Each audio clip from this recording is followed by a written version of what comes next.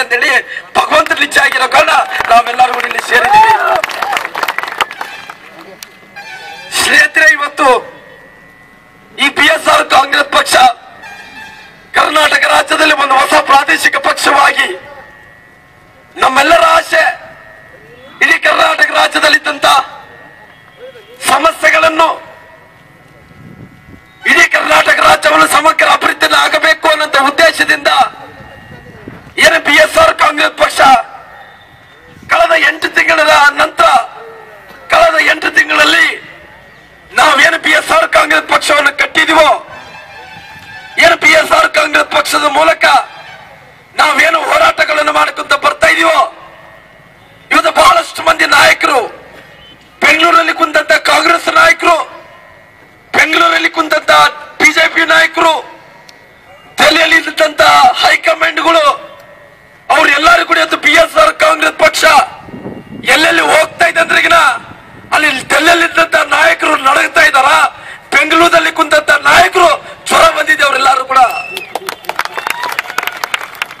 ಸ್ನೇಹಿತರೆ, ಇವತ್ತು ಈ BSR ಕಾಂಗ್ರೆಸ್ ಪಕ್ಷ ನಮ್ಮೆಲ್ಲರ ಆಸೆ ಇವತ್ತು ಏನು ಬಡವರ ಮಧ್ಯದಿಂದ, ರೈತರ ಮಧ್ಯದಿಂದ, ಶ್ರಾಮಿಕರ ಮಧ್ಯದಿಂದ ಏನು ಹುಟ್ಟಿಕೊಂಡು ಬಂದಿದ್ದೇನೋ, ಮುಂಬರುವಂತ ದಿನಗಳಲ್ಲಿ ಇದೊಂದು ದೊಡ್ಡ ಆಲದ ಮರ ಆಗಬೇಕು.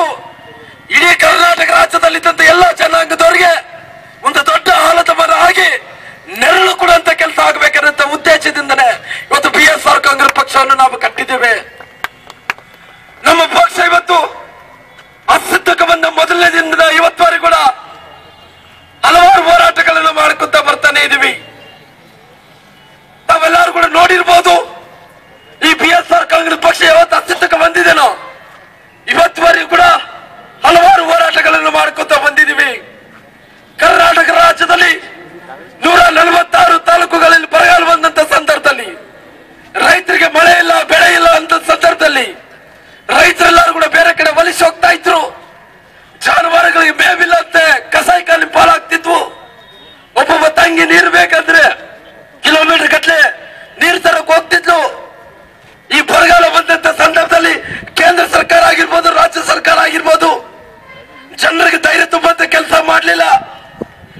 ಜನರಿಗೆ, ರೈತರಿಗೆ ಒಂದು ಪರಿಹಾರವನ್ನು ಕೊಡುವಂತ ಕೆಲಸ ಆಗ್ಲಿಲ್ಲ ಅನ್ನೋಂತ ಉದ್ದೇಶವನ್ನು ಇಟ್ಕೊಂಡು BSR ಕಾಂಗ್ರೆಸ್ ಪಕ್ಷದ ವತಿಯಿಂದ ಬೀದರಿನ ಬಸವ ಕಲ್ಯಾಣದಿಂದ ಬೆಂಗಳೂರು ತನಕ 47 ಸೆಂಟಿಗ್ರೇಡ್ ಬಿಸಿಲಿನಲ್ಲಿ 1200 ಕಿಲೋಮೀಟರ್ ಪಾದಯಾತ್ರೆ ಮಾಡಿದಂತ ಕೀರ್ತಿ BSR ಕಾಂಗ್ರೆಸ್ ಪಕ್ಷಕ್ಕೆ ಸಲ್ಲುತ್ತೇನೆ ಅಂತ ಮಾತನ್ನು ಹೇಳ್ತೀನಿ.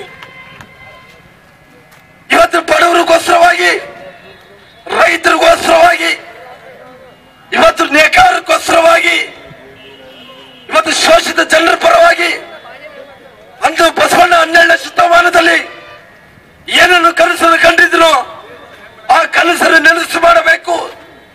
ಬಾಬಾ ಸಾಹೇಬ್ ಅಂಬೇಡ್ಕರ್ ಅವರು ಸಂವಿಧಾನವನ್ನು ಬರೆದು ಎಲ್ಲ ಜಾತಿಯ ಜನರಿಗೇನೋ ಅವರು ಏನು ಅಧಿಕಾರವನ್ನು ಕೊಡಬೇಕು ಅನ್ನೋ ಉದ್ದೇಶದಿಂದ ಸಂವಿಧಾನದ ಮೂಲಕ ನಮಗೇನು ಹಕ್ಕುಗಳನ್ನು ಕೊಟ್ಟು ಆ 2 ಮಹಾನ್ ಪುರುಷರನ್ನ, ಅವರಿಬ್ಬರು ಮಹಾನ್ ಪುರುಷರನ್ನ ಏನವರು ಹಾಕಿಕೊಟ್ಟಂತ ಮಾರ್ಗದಲ್ಲಿ ನಡಿಬೇಕನ್ನೋ ಉದ್ದೇಶದಿಂದನೇ ಇವತ್ತು BSR ಕಾಂಗ್ರೆಸ್ ಪಕ್ಷ ನಡ್ಕೊಂಡು ಹೋಗ್ತಾ ಇದೆ. ಇವತ್ತು BSR ಕಾಂಗ್ರೆಸ್ ಪಕ್ಷ ಈ 2 ರಾಷ್ಟ್ರೀಯ ಪಕ್ಷಗಳ ಮಧ್ಯೆ ಇವತ್ತು ಹೋರಾಟ ಮಾಡ್ತಾ ಇದೆ. ಈ 2 ರಾಷ್ಟ್ರೀಯ ಪಕ್ಷಗಳಲ್ಲಿ ತಾವೆಲ್ಲರಿಗೂ ಗೊತ್ತಿರಬಹುದು, ಒಂದು ಕಡೆ ಕಾಂಗ್ರೆಸ್ ಪಕ್ಷ, ಒಂದು ಕಡೆ ರಾಜ್ಯದಲ್ಲಿದ್ದಂತ ಬಿಜೆಪಿ ಪಕ್ಷ, ಕೇಂದ್ರದಲ್ಲಿದ್ದಂತ ಕಾಂಗ್ರೆಸ್ ಪಕ್ಷ ಸರ್ಕಾರ ಇವತ್ತು ಈ ದೇಶಕ್ಕೋಸ್ಕರವಾಗಿ ಏನು ಮಾಡಿದೆ ಅನ್ನೋ ವಿಷಯವನ್ನು ತಾವೆಲ್ಲರಿಗೂ ಅರ್ಥ ಮಾಡ್ಕೋಬೇಕು. ನಾವು ಹಳಬರು 160 ವರ್ಷಗಳ ಇದ್ದಂತ ಕಾಂಗ್ರೆಸ್ ಪಕ್ಷ, ಇತಿಹಾಸ ಇದ್ದಂತ ಪಕ್ಷ, ಇವತ್ತಿನ ಪರಿಸ್ಥಿತಿ ಏನಾಗಿದೆ, ಕೇಂದ್ರದಲ್ಲಿ ಇವತ್ತು ಆ ಸರ್ಕಾರ ಎಷ್ಟು ಜನ ಇರುತ್ತೋ ಅದು ಬಿದ್ದೋಗುತ್ತೇನೋ ಗೊತ್ತಿಲ್ಲ ಅಂತ ಪರಿಸ್ಥಿತಿ ಬಂದು ತಲುಪಿದೆ. ಕೇಂದ್ರದಲ್ಲಿ ಬಹಳಷ್ಟು ದೇಶಕ್ಕೆ ಸ್ವಾತಂತ್ರ್ಯ ಬಂದ ನಂತರ ಈ ಕಾಂಗ್ರೆಸ್ ಪಕ್ಷನೇ ಈ ದೇಶವನ್ನು ಆಳಿದೆ. ಇವತ್ತು ಈ ದೇಶವನ್ನು ಆಳಿದಂತ ಕಾಂಗ್ರೆಸ್ ಪಕ್ಷ ಯಾವಾಗಲೂ ಒಂದ್ಸರಿ ನಮಗೋಸ್ಕರವಾಗಿ ಒಂದು ಸರಿ ಯೋಚನೆಯನ್ನು ಮಾಡಿದೆ ಅನ್ನೋದು ತಾವೆಲ್ಲರಿಗೂ ಅರ್ಥ ಮಾಡ್ಕೋಬೇಕು. ನಮ್ಮ ಕರ್ನಾಟಕ ರಾಜ್ಯದಲ್ಲಿ ಇದು ಬಾಗಲಕೋಟೆಯಲ್ಲಿ ಇವತ್ತು ತೇಳತಾಳು ವಿಧಾನಸಭಾ ಕ್ಷೇತ್ರದಲ್ಲಿ ಇಲ್ಲಿ ನೇಕಾರಿದ್ದಾರೆ ಅಂತ ಗೊತ್ತಿದ್ದಾರೆ ಅವ್ರಿಗೆ.